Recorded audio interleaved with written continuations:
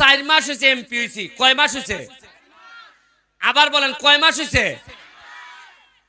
আপনি কি জানেন যে আমি বরাদ্দ কত পাইছি? বরাদ্দ মানে কি জানেন? মানে আপনাদেরকে রাস্তাঘাট এগুলা বানাই দেওয়ার জন্য, খরচ করার জন্য টাকার বরাদ্দ হইছে 29 কোটি টাকা। কত টাকা? আবার বলেন কত টাকা?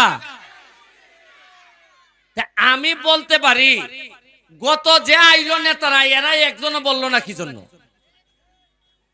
এর মানে বুঝেন 4.5 মাসে 29 কোটি যদি পাইয়া থাকি, তাইলে আগামী 5 বছরে আমি কত টাকা পাইমো? তাইলে আগের নেতারা কত টাকা পাইছে আর কি করছে, এমনকি সামান্য একটা রাস্তা আমু থেকে নালুয়া পর্যন্ত কইরা দিতে পারে না এরা। আর নির্বাচন আইলেই